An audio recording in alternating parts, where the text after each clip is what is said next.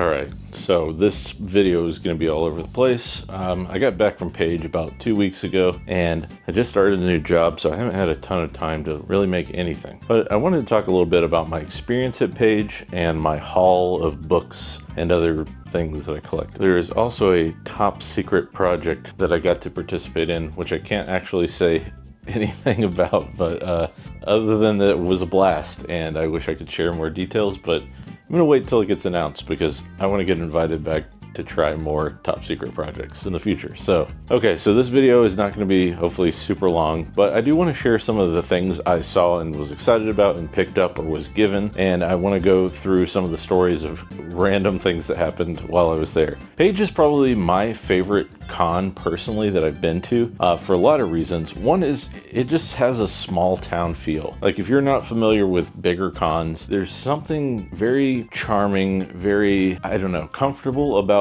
the size of a con like Page. Even though it was 2 times, if not 3 times as big as last year, it still never felt like totally overwhelming to me. Everyone is there excited to play new TTRPGs, which if you follow my channel, you know that's something I'm all about. So for example, even after the con games ended, everyone had dinner, we would go back to this hotel and there would be a ton of folks sitting around in the lobby who just wanted to play more role-playing games.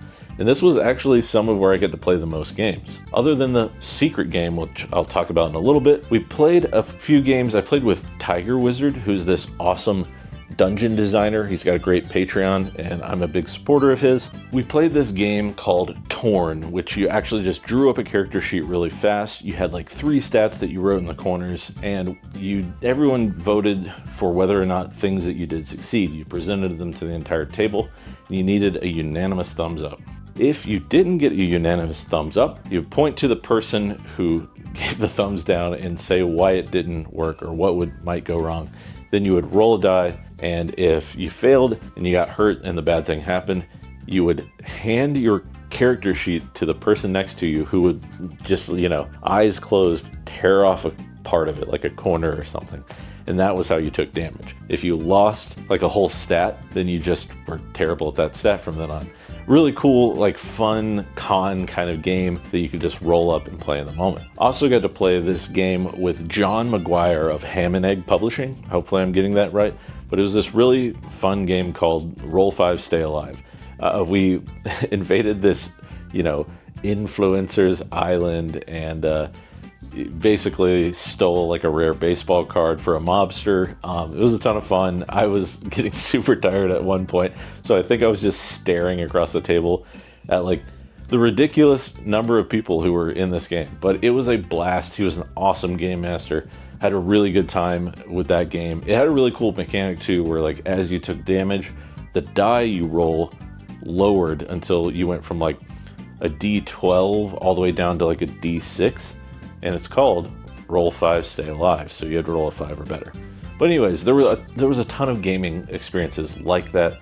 I just thought that was part of the charm of a con like Page, is that, nobody was sequestered off to their secret rooms and, hidden alcoves and things. Like everyone was just there to have a good time, there to play games and have fun, and it really showed. And I felt really welcomed. I got to hang out with a lot of cool folks, like the story I'm going to tell in a bit. In fact, one of my favorite stories that happened was on the last day I was getting ready to leave and it was just pouring down snow, and I walk out to my car to see, I've got to scrape the ice off of it before my long journey back to North Carolina, and someone has scraped the ice off of my car, and I find this little thing on my windshield, and it was Sly Flourish. Sly Flourish actually saw the stickers, my bumper stickers on my car, and he scraped off the ice kindly to get me ready to hit the road, and had no idea who I was or anything like that, but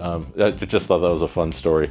I came out and actually talked to Mike Shea for just a little bit there before we both headed on our separate ways, but only at Page, and not just because it seems to snow every year that I go. I'm going to start off with things a bit different this time around. I picked up a bunch of these wooden meeples from Sickest Witch / Severed Books, and I've just been obsessed with wooden meeples lately. So like here's the regular size ones, but I bought this set called Dark Dungeon Dwellers, and they were just these gorgeous minis with these hideous monsters, you know, about large size in most games. But yeah, I just thought these were really cool, really intimidating looking monsters to throw down on your table, and you could use them for like most kind of aberrations or undead. I already showed off this orange set that I picked up whenever I was over at Gen Con, or was it PAX? Now I can't remember. I think it was PAX. But I also wanted to show off this set that I thought was super cool. They're called Wizard Berserkers. I'm sticking them in between my fingers right now so I can show them all off at one time. And they just give me this like Bloodborne Dark Souls vibes, which if you followed my channel for any amount of time, you know that's my jam. I've just had this obsession with wooden meeples ever since I got my Land of Eam meeples, and I just love using stuff like this at the table. It really pops, and it really stands out, and I know exactly where the monsters or the players are at any given time. Which leads me to another purchase I made, this little board game, token game called Token Terrors. I picked it up essentially at first because I needed some minis, and I love that these are like really durable, really colorful, easy to see, easy to differentiate, but it also came with this board and like bag and everything, and I'll show off the bag that I'm now holding all of my miniatures in right now. But I just thought this sounded like a really cool game. The guy described it to me as like a very simplistic version of MTG meets chess. A lot of the like maneuvers and playability of games like Magic the Gathering, but with a really simplified, straightforward board game type feel. And I just thought it sounded super cool, and I wanted to support him. He talked to me for a long time, so I thought it sounded like a neat game. And pretty much every piece in the game fits in this nice little dice bag, so that's really cool. Comes with a ton of pieces and this tiny little board that you play the game on. And it kind of reminded me of this game I used to play called Card Hunter on Steam that I just love, so yep, I picked it up. So one of the very first things that happened when I got there, I was invited to this Philly cheesesteak dinner with a bunch of other writers and YouTubers and stuff like that.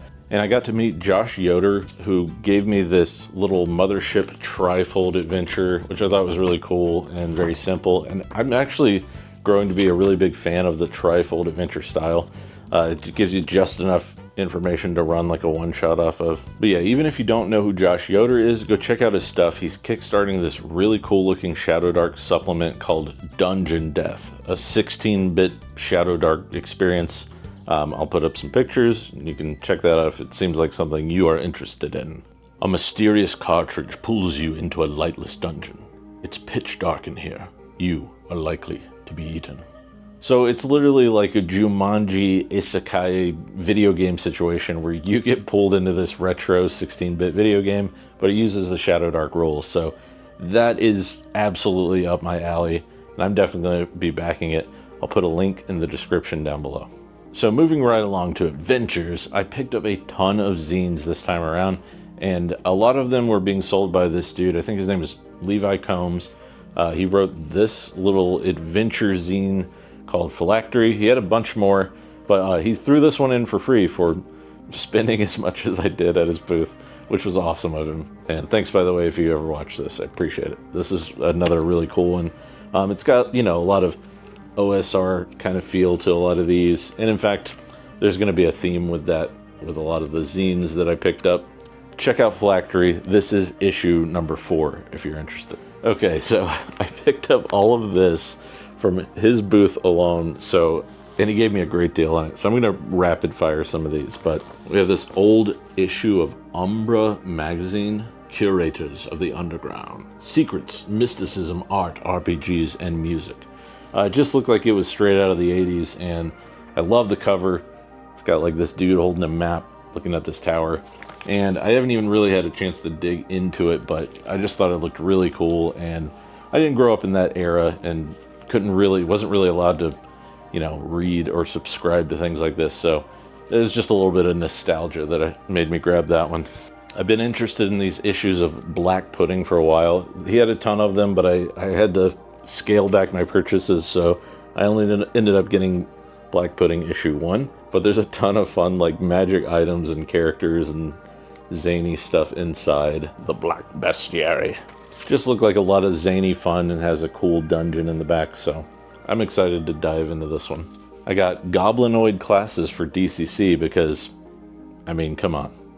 Do I really need to say why? I've seen these floating around for a while and I've always wanted to pick them up, so I went ahead and grabbed the Lost Valley of Kashar and the Nocturnal Table. These just look like fun OSR style adventures, and you know, they were there, so I grabbed them. Same with the castle that fell from the sky. The art for this is just amazing. I believe it's Molin, the same guy that did the Knave 2E art. But yeah, this just looked like a fun little adventure. Again, very classic OSR dungeon crawl kind of stuff. But I'm running a island crawl, and I'm plugging in old school type dungeons straight into every island in that setting. So, you know, more fuel for the fire. Same with this one. I passed it up several times at my FLGS, and I just couldn't pass it up again. Scourge of the Northland. One other thing that happened that's always cool when it does is I met someone who is a fan of the channel, who's a fan of what I do, Gridlock Studios, and he's actually doing a Kickstarter as well for a kid-friendly game called Elder's Keep. And I mean, come on, do I even need to say why this one either? But it looks really cool, and you know, I've got a kid who hopefully one day will enjoy RPGs, so thanks, dude. It was really nice to meet you, by the way. Speaking of friends, back when I went to Gen Con, I had a group of buddies that I hung out with, fellow dungeon tubers and designers, and one of those was Ducky, creator of Peasantry RPG. I've been trying to get my hands on this little book for a while now, and I actually got to play a bit of it at Page. I was having an absolute blast. It's got some really neat mechanics in it. I mean, other than just being a lot of zany fun, very like Monty Python and the Holy Grail. You want to get dirt on your face, and the peasant with the most dirt at the end of the game wins. I'm probably going to get this mechanic wrong because I was in like a fugue state after playing a really late, crazy game, and then woke up, ran a ShadowDark game, and played a little bit of Peasantry. But there was this really neat, like, press your luck kind of mechanic. And whenever you rolled like a crit fail, essentially, everybody would write down sort of like Cards Against Humanity style, something that went wrong and the way that it went wrong. And it was so fun and ridiculous and creative and funny. It just was a ton of fun to play at the table. And I really, really like that luck mechanic. Ducky, if you watch this, you can correct the way that I got it wrong in the comments. But I thought that was super cool. I loved how you had to roll under the last roll. It was just really fun, and I highly recommend checking out Peasantry. All right, so I gotta tell this really quick, small story. There were these like constant ShadowDark gauntlets happening where you could just jump in, play for an hour or two, and jump out. They were a lot of fun. I actually got to play with Ducky and one other guy that I didn't even realize who it was at the time. He was being our caller, and it was just a ton of fun, and we were having a good old goofy time. But I realized after the fact, it was actually Charlie Ferguson Avery, a dude whose zines I've been trying to get my hands on ever since JP put out that video about these. They're very Dark Souls inspired, again, my thing. They just seem like really cool. Like, this seems like a very Dark Souls kind of setting. And this I thought was like an interesting little war game. War game of dungeons and decrepitude. Vrym. It just looks awesome. I love the like use of the green pages and the print.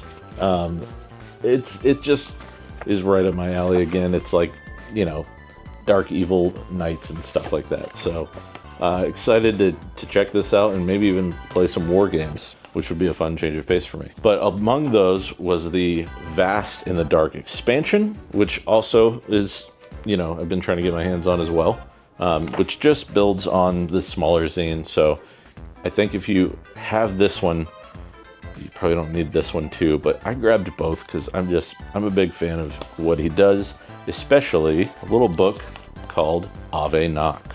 This is a system neutral dungeon crawl, and boy is this book just a work of art.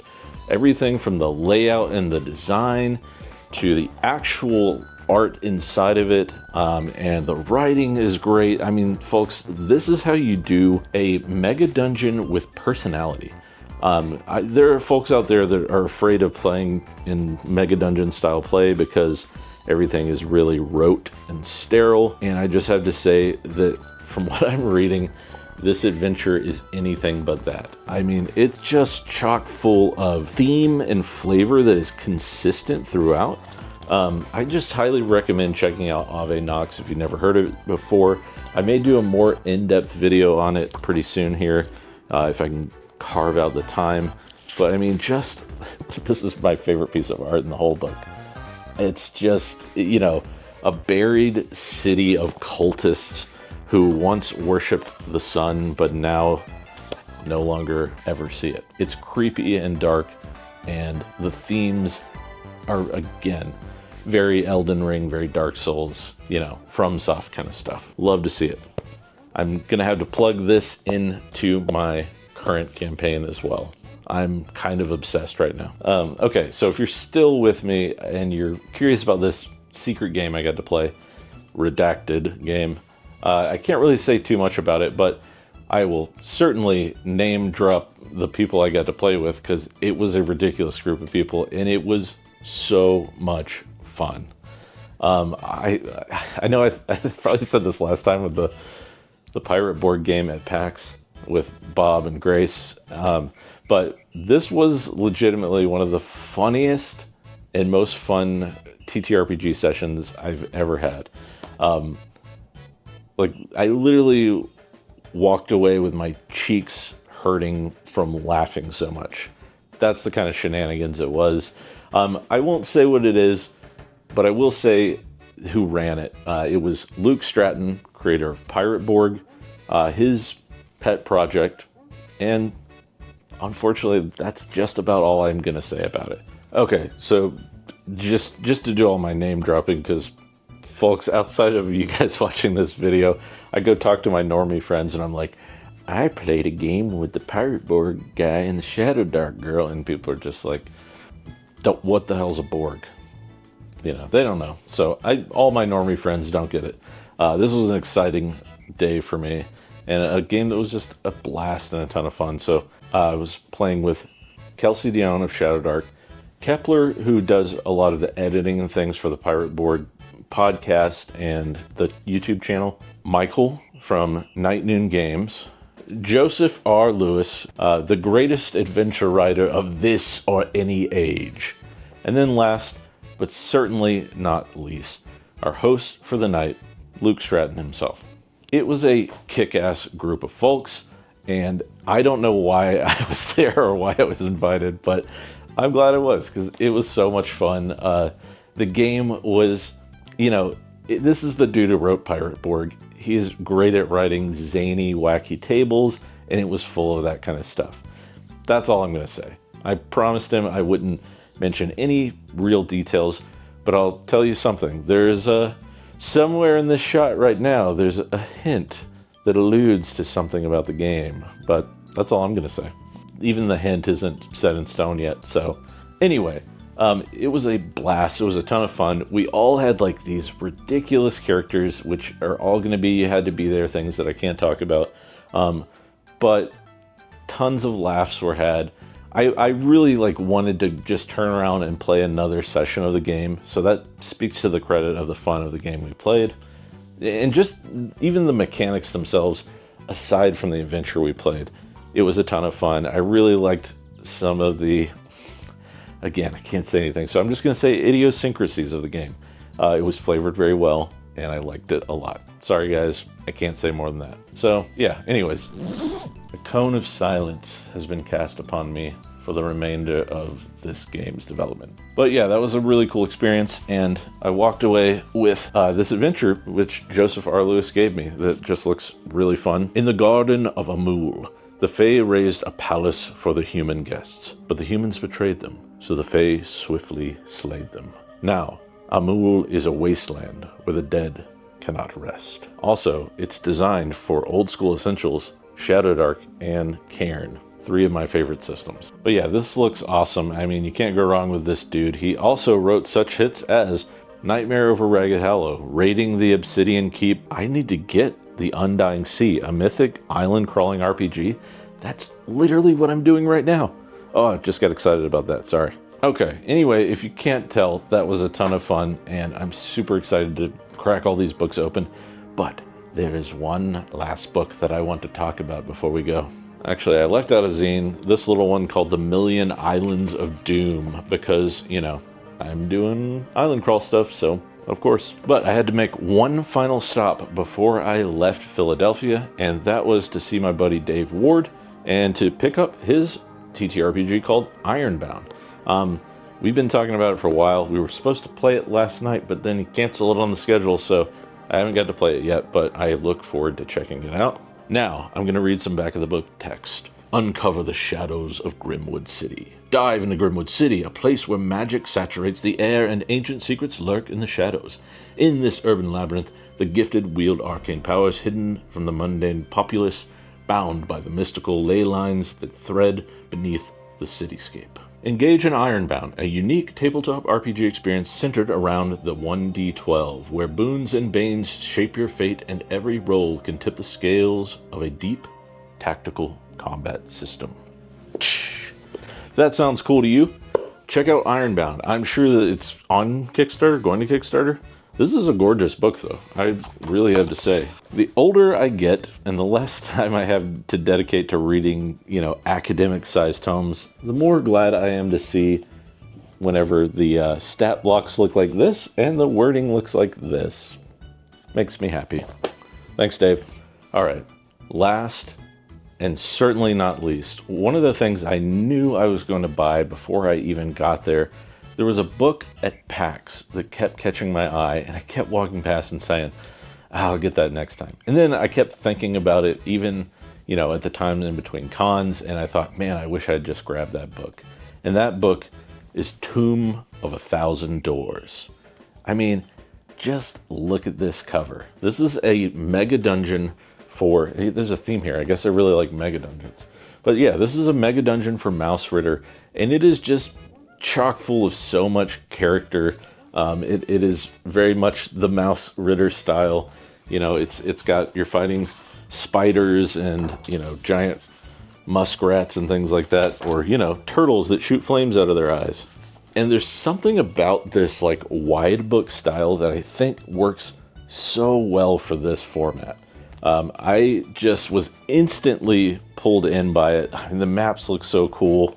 Mouse Ritter is one of those games that I think people can overlook within the sort of like into the odd OSR scene, but I think it just has such a unique and cool flavor to it, and really I think it's suitable for all ages. This just looks like such a fun dungeon crawl, and it makes me want to kickstart a kids club in my local area and get everyone playing Mouse Ritter, because it's a fun game with such hits as The Shrine of the Sea Serpent and The Mirror Room. And I love all the like play on the names of classic adventures like Dungeon of the Mad Mouse, Temple of a Mental Evil, Lair of the Gorgonzola, The Twice Unsealed Tomb of the Necrobat. I mean, come on, it even has Rattenloft with Nosferatu.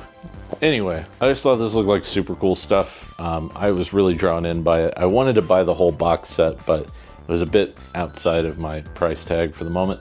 But go check it out. I think this looks like a super cool adventure. Even if you're not running Mouse Ritter, maybe have the players shrink down to mouse size at some point in your regular campaign and run this for them, because it is a blast and chock full of character.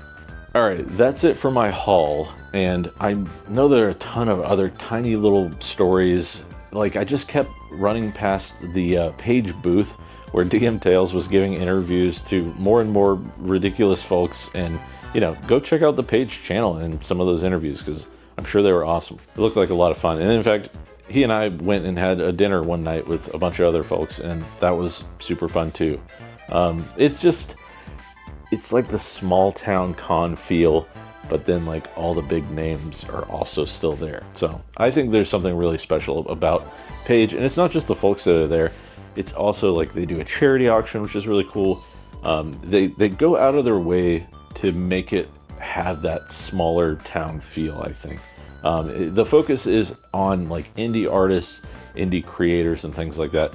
And, they even invited me, little old me, to this con. So, they're just such sweet folks, and I just felt really welcomed and involved and plugged in the whole time, and met so many cool folks. And not even just like the dungeon tubers and stuff. Like, I met several people who played in my ShadowDark games that were super, super nice and, very like invested in playing an adventure that hadn't even been play tested, to be totally honest.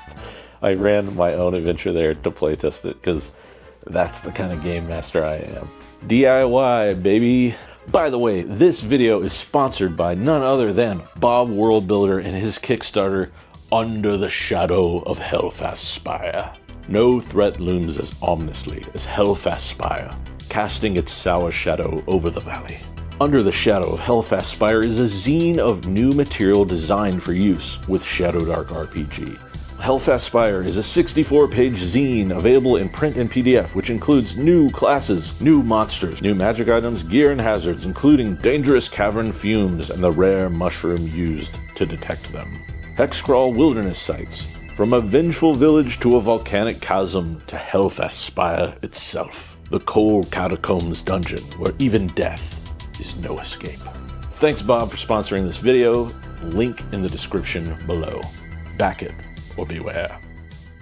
Also, just a big shout out to Ron and Phil, who were just an ever-present presence at the con. I mean, they're the guys that run it, but they really were putting in the work. You just constantly saw them chatting up different people, getting the ball rolling on different projects and things that were happening throughout the entirety of the con. So it's really cool to see such a, enthusiastic group of people about this conference of tabletop role-playing games that they run.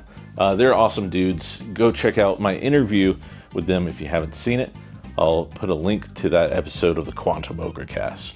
By the way, something I always forget to do is to talk about my own projects. I am kickstarting a game called 7 Delving Sins. It's actually on pre-launch on Kickstarter right now, so hit notify me so that you can know when it goes live. Thank you guys for your support, and as always, learn, adapt, and grow.